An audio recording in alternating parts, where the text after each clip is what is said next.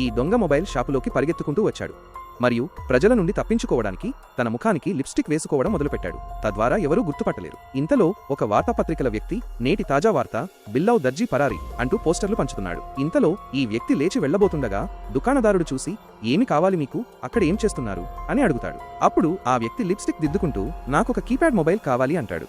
దానికి దుకాణదారుడు, అది సరే కాని మీ ముఖాన్ని అలా ఎందుకు చేసుకున్నారు అని అడుగుతాడు. అప్పుడే బయట నుండి బిల్లావ్ దర్జీ పరారీ అనే అరుపు వినిపిస్తుంది. వెంటనే ఆ దొంగ, ఈ బిల్లావ్ దర్జీ ఎవరు అని అడుగుతాడు. అప్పుడు ఆ వ్యక్తి, నేనే ఆ దర్జీని అని చెబుతాడు. దుకాణదారుడు, ఎంత మోసం చేశావు అని అడిగితే, 5 లక్షల రూపాయల ఆరోపణలు ఉన్నాయి, నేనిక్కడ ఉన్నానని ఎవరికీ చెప్పకు అని అంటాడు.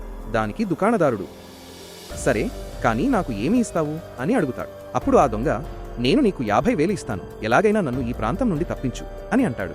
వెంటనే దుకాణదారుడు, నువ్వు డబ్బు సిద్ధం చేసుకో, నేను వాడిని తరిమి కొడతాను అని చెప్పి వెళ్ళిపోతాడు. వెళ్ళి, వీడు ఏమి చేశాడు అని అడుగుతాడు. అప్పుడు మరొక వ్యక్తి, ఈ దర్జీ షాపు నుండి 5 లక్షల విలువైన బట్టలు తీసుకుని పారిపోయాడు అని చెబుతాడు.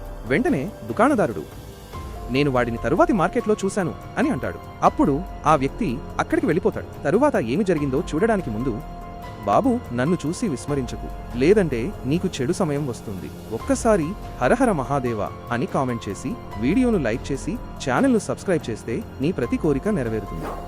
అసలు విషయం ఏమిటంటే, ఇదంతా మొబైల్ దొంగిలించడానికి వేసిన ఒక నాటకం.